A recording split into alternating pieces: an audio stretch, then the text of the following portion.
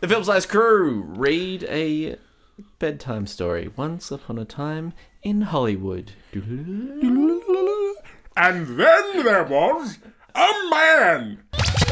Hey team, Angus, Strachan here. Welcome to the Film Slice podcast. I'm here, as always, with my co-host, Kane Diggly Wiggly Kane Dogs. Thank you. And the man formerly known as Bro Diddly Doo Broadman Richards. This week he is known as Tad Britt.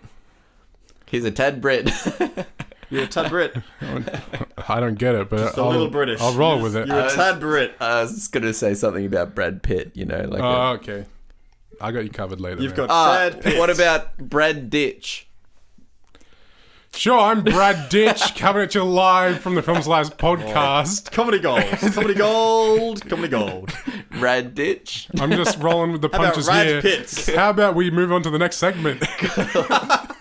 This week we are reviewing Once Upon a Time in Hollywood. That's right. We got it right. It's been a long Been a hell of a trek. trip, but we got here finally. Cane Dogs, I'm retiring today, yes. let's whip out that IMDb summary. The last IMDb summary from Cane John, Dogs. next time you ever, decide to apparently. retire, how about showing up on time?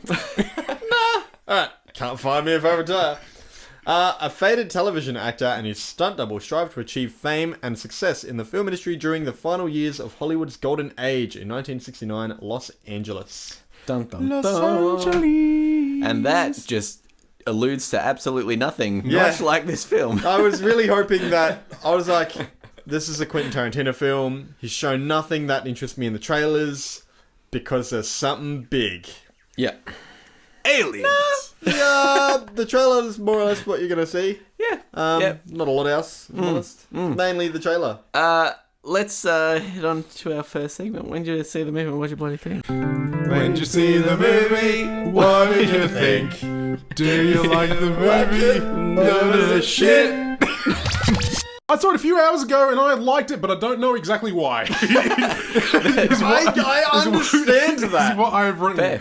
I enjoyed it. I enjoyed my time, but I don't know why. I was totally like- understand. Yeah, we'll get a bit more into it in the spoilers, but yeah, weird film. Yep. I saw it just a couple of hours before Broadman. And Brad Schmidt Brad or something Schmidt. like that. I think Brad Schmidt's funnier than whatever you said. Brad Ditched, I think is what you said. Tad Git? Yeah. Tad right. Git. Brad Tit? Yeah. Yeah, something along those lines. I saw it a couple of hours before you, sir. And I wasn't like the biggest fan of it. I'm never a big fan of Quentin Tarantino films. And I was super excited for it, kind of probably about 2/3 of the way into it. There's one part of this But I'm dying to then- talk about. But then it kind of just fell into the classic Tarantino-esque Yes! ending, which I just wasn't a fan of. It was a bit... I think it was a bit readable for me. I think I could kind of see what was happening and where it was going and all that. Cane Dogs. When you see the movie, what do you think? I saw it Saturday night, which is 2 days ago now, and I still don't know. By all definitions of this movie, objectively, I feel like I should hate it. Yeah. Except for the fact that Quentin Tarantino's name is attached to it. But I still really enjoyed a lot of it. And even watching the film, I was like, I don't think I'm going to like this one. And I came out, I'm like, I don't know why, but I like this one. I'm really conflicted. weird. And Is I it because can't it's, even... is it because it's familiar? No, I think there's certainly an element of Tarantino films that you just can't. It's a niche thing that you can't get anymore anywhere else. Yeah, and even if it's bad, it's still something fresh that I want more of. It's really good character work and usually surprise for me. Where it's just like, when I'm going into a film, most of the time, I know what's going to happen, right? No matter what the film is, I know what's going to happen, or I can guess 5 minutes before it happens. But with Tarantino, I feel like he can still surprise me. And I think I like that. And I feel like this film, there was still those moments where it was just like, just moments where they were going somewhere and I was like, I have no idea where they're going. This feels and like... and I just felt like anything could happen throughout the entire film. It feels like the worst episode of my favourite TV show. I think is how I'm going to sum that up. Like, it feels like the worst of my favourite thing. Yeah.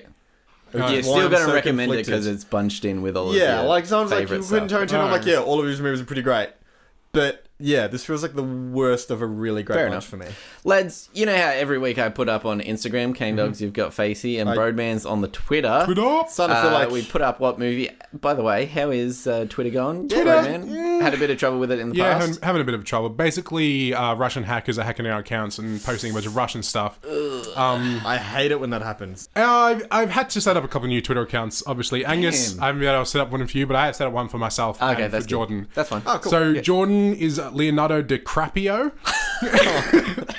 Oh, And I thought I'd stick with a bit of a theme here, so yeah. I'm Brad Shit. So anyway, if you want to tweet at Jordan or at me, Leonardo DiCaprio, Brad Shit. Cool. All right. So I guess nothing kind of came through. Nah, see, that they Once Upon a Russian Time. hackers changed all the Russians, so we Yeah. got like 1 million because people messaging every single day to our Twitter account. Super massive stars on Twitter, Yeah. as all our Twitteries know Twitteries. Yeah. So the people who follow you on Twitter are called Twitteries. Yeah. There you go. They all know. I mean, that. if anyone's going to know Tweetuses? the Yeah, lingo, all of our tweetuses, they sent us a bunch of messages, but it was all in plural Russian. is tweet I. It was all in Russian, so and I can't speak Russian, and I couldn't be fucked translating enough. it. So Okay. sorry, but tweeters. If you speak Russision, Leonardo DiCaprio and Brad Shit. And next week we will reply to whatever you said. That is a promise from sure. me, Brad Schmidt, Brad something. Brad Ditch. and if you don't trust the word of him, Yeah. well, Bad what tit. can you trust? Bad tit, Mr. Brit. Angus, how are things going over on our Instagram? On Instagram, usually every week I put it up. This time I decided to do something different. Kind of change the So what did you put change up the way instead? we do What'd stuff. you do? I actually decided not to put it up, Oh. and that was a Ooh. decision Oh. made by Teasing me. our audience. So we'll Treat see him how mean, that keep him unfolds. keen. I see it. I That's like it. So we're gonna see how that unfolds. Yeah. Right now, just gonna open up Instagram for the first time, and Oh, this is going to be sad. here we go. Well, see, the thinking was normally we don't get anything if I do post. Right. So I figured if I don't post, I see. here we go. Ooh, we've got 4 notifications. We've been followed by Beware of Strange and We Are DB Film Podcast. I feel like we should probably get back to the film. So that was good. Cane Dogs, anyone hit you up on Facey? Right. I did put it up on Facebook a couple of days ago. And no. We got 2 likes. Okay, 2 likes. Most people I spoke to about this film and they asked me about it, I was like, look, it goes Yeah. for 3 hours. And they're like, ugh. They cannot be bothered. No one can be bothered. All right, let's move on. Would you recommend it? Who would you recommend it to? I would recommend it to middle-aged Americans and Quentin Tarantino fanboys. Okay. Fair enough. Yeah. I just wrote, yeah. I'm not sure. I think this would be a very specific film. If I knew the person deeply and I knew their likes, dislikes, I'd be able to recommend it. Would Other you than that, recommend this film to me? I'm a big Quentin Tarantino fan. not really. Yeah, right. That's what's No. weird, yeah? I think you could get some of the martial arts stuff from Brad Pitt because Yeah. you're into that sort of stuff, but it's so few and far between. Yeah. That I wouldn't recommend this. I think there's enough Tarantino in this film for you to be nostalgic about it, to be like, this reminds me of all of his other stuff. The reason I said middle-aged Americans is because this film is heavily based on the history of that time in America, Hollywood. in Hollywood. And there's so many things in there that are very obvious that you are meant to notice. Yeah. But for someone that grew up in country Australia, I don't know half the history of that This kind of felt stuff. So very much like a love story to that era. yeah, so something Like a something love happens letter and to like that the era. camera like zooms in on this character that's like everyone's meant to notice, and you're like, I have no idea who Yeah. this person is. There's They've a never lot of stuff been there. alluded to, This film and- is basically about something that happened in the late 60s, but it never references it in the film. Yeah. So unless you know that it happened, you'll have no idea what this film is about, basically. So if you know a bit of the history about the era that this is set in, the golden age of Hollywood, then definitely go. People that are a bit older were obviously alive during that time, so they would know a bit more of the history as well. But for me, I was a bit I'm always lost. curious. Do you reckon people should read up about Charles Manson before they go and watch this? I think Yeah. yes, I do. I did know quite a bit about that particular thing going in, but at the same time, it confused me more. Because for a lot of it, I was more confused. I knew just not enough, is what I would Yeah. say. I knew Charles Manson was like a thing. I knew like some stuff about the family murders and the murders that this person had done. I knew the name, and I kind of knew what he looked like. So when going to this film, I kind of like I knew that much, but after I saw this film, I was in the car with Angus coming back, and I was just kind of going through, and I was just like, and I was just kind of going through, okay, that makes sense. Oh, okay, that makes sense. Okay, that makes sense. Just looking up stuff from the Charles Manson and the Sharon Tate. I would totally agree. all So that sort of stuff. definitely do your research first is what I would recommend, because I just went into Google this, Charles Manson and Sharon Tate, and you'll be good. I went into this film just like not knowing who anyone was, not knowing any of the backstories, not knowing which characters where I was. are real based on history and which ones aren't. Yeah. Not knowing anything, and because of that, I was so lost through the whole film. I was like, I have no idea what is going on. There's so much stuff, like, I feel like there's like stories I've heard about Manson as well, where it's like people like on horseback seeing him, and so like there's like, and I was just kind of like thinking of that in the film in like some parts, and I was like, is this where they're going? But then I was just like, I'm not sure if that's actually about him or not. There was so much, and I like now after the fact, I'm like, oh, okay. I get it so much more now after the fact. Totally agreed. All right, let's head on into spoilers because I feel like we've got a lot to talk about. Sound the alarm! Oh, what a cool sound effect, Angus. All right, we're in the spoiler section where we dissect and divulge everything about the film. You've been warned. May Tarantino remember us all as we round off his last film? Nah, apparently he's already confirmed he's making another. So Okay, never mind. presumably not. Still spoilers. He always wanted to make 10, and this was number 9. All right. He always wanted to make 10, and and then people asked him like, what he's going to do after that, and he's like, probably theatre. He's like, he's probably interested in theatre, TV, other sorts of stuff. Yeah, cool. Sweet. All right. Cinema Dicks. Starting off, I've got a elderly gent in front of me who was just taking photos on his phone every once in a while. And there was a good shot. That's weird. Yeah, he was doing the very elderly gent kind of thing where he was holding his phone up right in front of his face and using his index finger to press the photo button. The screen was very bright, and he just throughout the film, if there was a good shot on screen, he'd just whip out his phone, get the focus right. Was he sitting right up the front as well? So he was sitting right in front of me. Why? Like, what is he going to do with it? He's not some preteen that's taking selfies. Yeah, this is a whole different level. He's definitely a man who thinks he's outside. Like, man, this drama is unfolding in front of me. I'm going to take some shots for the news. I just love the idea that British just assumed he's completely confused and disorientated. I mean, it's going to come out on Blu-ray, man. I had someone in front of... I was with a friend, I had someone sitting just like diagonally in front of us, and they kept just scrolling through the phone, and they were looking up the Manson murders. They were just going through the wiki page, full brightness on... Which I don't mind because brightness. If I was at home, I'd probably be doing the same thing. Not like in the cinema, like during the film. She was just like, "Who's Sharon Tate?" And she was just like, and then she was like tapping the person. She was like, "Look at this. That's what this." And fuck off. I don't care. Do it in your own time. All right, Birdman. I didn't have any cinema. I had actually pretty pleasurable cinema going experience. Yeah, sweet. All right, let's head on into our most positive things about the film. I feel like I might have the least amount, so do you mind if I go first? Yeah, go ahead, man. Cool. There was one scene that I really, really liked, which was when Leonardo DiCaprio just came out of a scene that he was shooting for this new TV doco, and he flubbed a few lines, got them wrong, and he stormed into his trailer, and he just had this like little monologue with himself. Really enjoyed that scene, and particularly the slight fourth wall break where he was pointing at himself in the mirror. Yeah, but it was pointing straight to us, like as an audience. That's really cool. It wasn't like quite a fourth wall break, but it felt like it. It was really subtle, but I really enjoyed the intensity of what he was trying to give. It was so intense. And then like it sounded like he was yelling at you, like, which I absolutely loved. I thought that was probably one of my highlights. One of my biggest highlights. Fair enough. Yeah. That and just the cinematography in general. Yeah, like, cinematography is so good. It's All of so Quentin's refreshing, films are yeah. all shot so well. I don't know if they're all shot by the same person, yeah, not sure. but they're all just visually. Yeah. So, But like they use things that we've seen millions of times before, but they use a Dutch angle when you use a Dutch angle, and they use like different movements and stuff when you're meant to use it. They keep it still when it needs to stay still, and it was just really nice. That and the film grain on this, it was just like so reminiscent of. I guess it was so reminiscent of those films. Like I wonder what size film they would have filmed on. I mean, depends on what screen you went to. No, I'm kidding.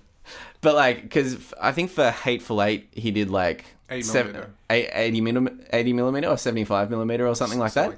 Like something that wasn't standard but was really of the time kind of thing. So I wonder if they made another choice like that where it might have been CinemaVision or something like that, depending on like what it was at the time. Yeah, that was my positives. Nice. Over to you guys. Biggest positive for me was Brad Pitt. There's a lot of this film that I did and didn't enjoy, but there wasn't a single scene with Brad Pitt that I didn't enjoy. Every single time he was on screen, whether he was talking to Leonardo DiCaprio, whether he was off on his little sort of side quests that he went, when he was fighting Bruce Lee, and the big confrontation at the end, every scene with him in it, fucking awesome. There's this one shot of him getting on top of a roof, and he just like... Does parkour? Yeah, the random parkour. It's like a small, quick shot of him doing It was parkour. so random. But as random as it was, it solidified in my brain. Like I understood the reason they did it, which was just to show that he's still got it. Like that kind of was sad. Like it had a somber. But it felt so weird because I was like, this is obviously a double doing these jumps, right? Yeah. And the reason it was so obviously double is just that you always see Brad Pitt walking. Yeah. And Brad Pitt's just like walking, he's taking like a nice stroll, and then parkour, he's like, jumps up on the roof, and then he's just strolling across the roof, and I was like, that was such a random scene. what I really would have loved to have seen Brad Pitt a bit slower movement would have felt much better. What I liked about it, though, I think, is that because there's obviously like a somber underlining to Brad Pitt's character in this, is that like he's washed up and he's just trying to be a really good friend now. But he's only washed up because his actors washed up. Like, yeah. And I think I really like it because he's still kept himself in like perfect shape and perfect form, like just in case, which I really like. Like I like that he's still like that one scene just solidified that like no, he's not washed up. He's very capable. Leonardo DiCaprio is washed up and he's really supportive. Yeah, definitely. But any scene with him in it, there's a scene where he goes to like the Manson cult fields, like, and he goes there and he basically has almost like a Western standoff type scenario. And how good was like every scene with that was so great. Oh, man, there's some great like filmmaking stuff in this film. It's like setting your main characters be like surrounded by Western movies for the entire film, to then go to the Manson family ranch, which used to be an old Western movie set. So there's Western buildings there. I was like, that's like perfect filmmaking, because the entire time he's there, you're like, they're gonna get into the biggest like gunfight or brawl or whatever. It feels like there's gonna be a standoff the whole time. Oh, it's so good. And I love that so much. That was like such like really intelligent like design, and I was like, this is great. The confrontations that he has, how he just like he belts a dude half to death to fix his tire, and then the end, man, classic Tarantino. Oh, like Brad Pitt. Like I didn't think I liked Brad Pitt for a long time because Brad Pitt's a really good actor, right? But he's just played a lot of whatever roles. The thing is because I we grew up with mainly having seen him in the early 2000s, and in that, he was only ever really typecast as that pretty boy, with the exception of maybe a handful of films. Yeah, he was in Snatch and Fight Club, both excellent performances. And then the rest of them are like Mr. and Mrs. Young, Smith, right? though. Yeah, and there's so many films that he did which were like that, yeah. So now in his more modern age where he can't just play himself as a pretty boy and he actually has to act, I'm like, fuck, he's a good actor. He's so enjoyable to watch through this whole film. And he's got a bloody good bod. He is so fit. So I thought fit. When you were talking about when he goes up on the roof, I'm like, he's going to talk about him taking his shirt But off. even that, You know like, how it old just, he is? He's like 54. 54? So, yeah, but it's And like, he's still like- got a six-pack. Yeah. My favorite part for this, I did really like Brad Pitt and Leonardo DiCaprio. Yeah. Leonardo, good in pretty much everything he's done, but Yeah. still really liked his character in this. Loved his interaction with the young girl on the film set. Yeah. I thought that was really great. Cinematography was really good. I just liked just spending time with characters and having them feel kind of real and interesting, and I just love the way they talk and like the way that they're set up and their friendships and stuff. I just love the way that Tarantino writes his characters so much, because so many movies have such poorly written characters that they're so like whatever. Yeah. But I just And love just no time to spend on them. yeah, I just love that I could have watched Brad Pitt's character for another 3 hours and I would have been fine, right? You know, it was just like, that's what's so good about Tarantino's films. And I just really love that. Yeah. I wanted to ask you, Jordan, what you thought about Brad Pitt kicking the shit out of Bruce Lee. So, I found out going into this film, before I went into it, that some of the family members that are still alive related to Bruce Lee are quite upset of the portrayal, because obviously the film portrays Bruce Lee as being someone who's been embellished over time and embellished within films in comparison to how he is in real life. And there's probably definitely an element of that to be true. And so he's portrayed in this film as more of a showman rather than a martial artist or a fighter. And very cocky. Yeah. And sort of a bit of a big mouth. And the thing is, like, you guys know this, but I love Bruce Lee. Like, I'm a huge fan of that legend and him as like, you know, an athlete and as an actor. But I absolutely loved watching Brad Pitt chuck him into a car. Watching Bruce Lee get his ass handed to him was maybe the most enjoyable part of this film for me. Wow, really? It was just so great. Like, obviously I wanted to go into this and see, like, you know, Bruce Lee yet again be embellished. But it was also great to have that turn on its head, because it just made Brad Pitt's character look so cool. See, for me that was a bit of America kind of thing, it felt a little weird. Everyday American boy can still beat down on Bruce Lee kind of thing. Like, I wasn't a big fan of it. I just loved watching him chuck him into a car. It was just fucking cool. There was something about it that definitely felt weird, but I don't know if it was like weird bad or I don't know if it was intended that way or if that's how it's played out. I think, I do kind of like that they only went the 2 rounds and Bruce Lee won 1 and Brad Pitt won the second, and then they didn't have the third. I do kind of like that. Yeah. But it was one of those. I did really like that scene where it was in the film. I like that Brad Pitt climbs up onto the roof and he's just like, and he just thinks back. He's like, fair enough. About it. Yeah, and then when it comes back and he's like, yeah, fair enough. Yeah. And it's like, that's like that. I thought that And was it's really not like good. with regret either. He's like, I don't regret my choices, but I see how I'm here now. And also the flashback to him possibly killing his wife. Yeah, where you I don't love know, that. He's but he's kept kind open of as just well. aiming a harpoon at her stomach, and you're just like, and then it cuts. Yeah. So good. Cool. All right, let's go into our negatives, which this kind of goes nicely into my negative. Nice little segue. The violence. Again, it's a Tarantino... Maybe my favourite thing. It's a Tarantino thing. Just so overly good. violent It's and so so much good. blood and So everything. good.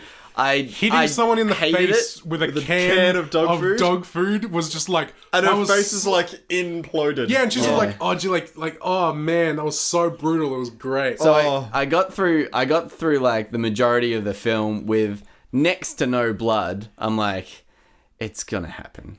Yeah, It's I just kind of had this sinking feeling in my heart, just like, is he gonna go through a film without any blood? Nah, that's not gonna happen. And then sure enough, like, because again, like, I didn't know the story, I didn't know where it was going, so I didn't realize so I guess I didn't- anyone was gonna get I murdered had the or anticipation of where this was yeah, heading. but even still, even though I didn't know that, I'm like, there's got to be blood somewhere. My only favorite part of that is when Leonardo runs out of the pool into the pool shed and then pulls out the flamethrower. that's so good. So stupid.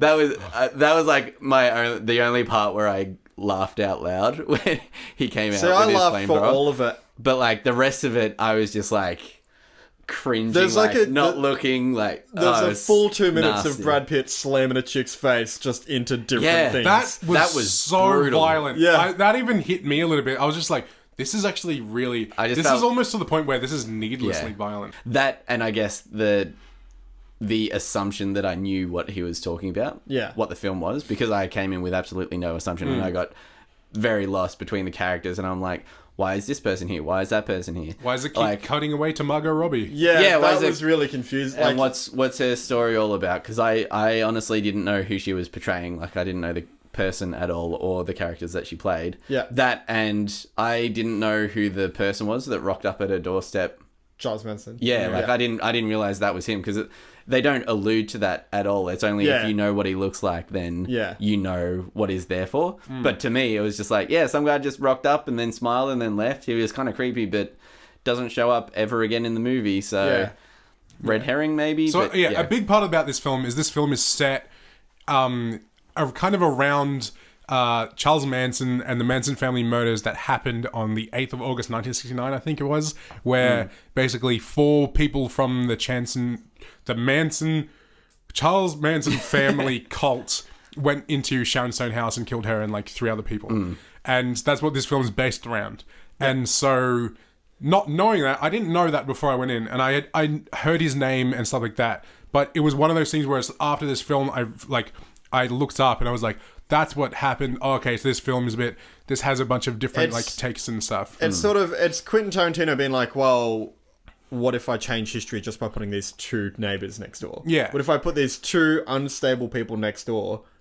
Let's see how it plays out next. Because it's very Inglourious Bastards, isn't it? Because that's how that ends as well. Yeah, so the entire film kind of continues to allude to Sharon Stone, who was unfortunately murdered on that night in 1969. It keeps cutting away to her and her with her husband and family and friends and stuff throughout the film, which was very weird because I didn't know who she was. Yeah. So and you probably keep waiting for those 2 characters to like cross paths, and they just never happened. Except at the very end. The very end, yeah. Yeah, it was just one of those things where it's just like, this was so weird, but then at the very end, and they kind of like say like, oh hey, you want to come in for something to drink or whatever? And it's like, yeah. And I was just like, okay, this is a weird ending. So it was a very, very weird film not knowing that backstory. My biggest negative is that if that sort of but that sort of big comeuppance hadn't happened at the end, this film definitely would have been a no for me. Yeah. Just because all of that happens in the last 15 minutes, and the movie goes for 2 hours and 45 minutes. So there's 2.5 hours of me waiting for this movie to make a point. And it's good that I couldn't tell how this movie was going to end, but 2.5 hours in, when I still don't know what this movie is trying to do, I'd given up. At about 2 hours and 15 minutes, I was like, this movie's definitely not for me.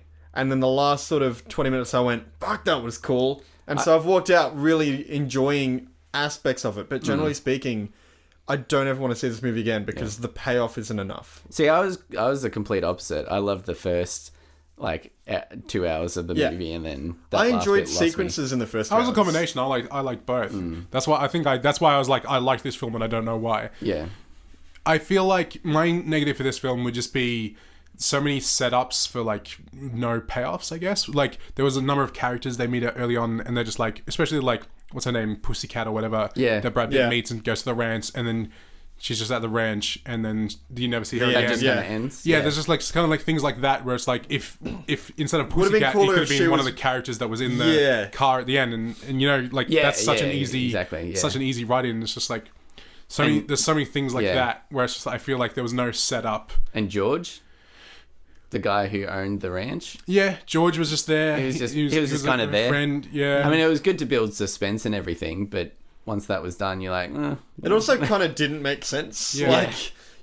Because prior to meeting George, the redhead was definitely lying. Yeah, exactly. And it's like, oh no, she's telling the truth. Like and it's a like, body or a trap or something. No. But it's like, oh, she was telling the truth. Okay, why was she being so seedy about it? So seedy. Like she changes her story like 3 times. Like the bit where, like, just before he enters that house with Dakota Fanning, there's like 20 people outside all looking at him, and when he comes out, there's one person who's actually like so creepy because you don't know where there's 20 people are, and you don't know if they mean you like ill harm or whatever. I liked that, but that kind of didn't go anywhere. But it's one of those things like, why would she lie so? Like, why would she try so heavily to not let him meet George again if she was just telling the truth? Yeah. Like, it's just one of those things, like, it was tension for the sake of tension, and it was cool to be in it, but after the fact, you're like, that doesn't make any sense. Why wouldn't you be like, yeah, you want to meet George, who's in there, he'll tell you it's all cool.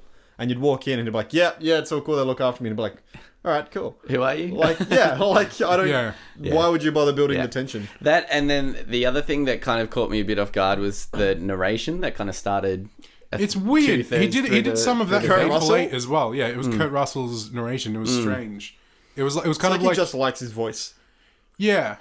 Just kind of like, not like no narration over the start of it, or like very minimal. And then as soon Changes as he to, went like, a to third-person Italy, narration. it was like, and he did this, and he did this, and then this. He was and feeling then this, and he was feeling that. Yeah. He knew they knew it was their last drinks, so they decided to drink, and it was all narrated. It was very, very odd because the first bit of the movie is very slow and like character building and everything, and then narration just comes in and bang, bang, bang, bang. It really went from show don't tell, which was a really long and for me quite arduous process of watching all this character progression in a matter of show don't tell, where I'm like, if you're going to do narration, just tell me. Just do it at the start. And then at the end, he's just like, oh, we'll get rid of this show don't tell thing. We'll just tell him what's going on. Get rid of but an at the end, hour it of was the show and tell because he was talking about things while they were happening on screen. Yeah. Because It it was was- like it was he poured bizarre. himself like a glass of whiskey or whatever, and he says that while there's a shot of a glass of whiskey being poured or whatever. Yeah. So it was weird. I don't know if it was bad or if it was good. See, I it was didn't- just kind of middle ground. Yeah.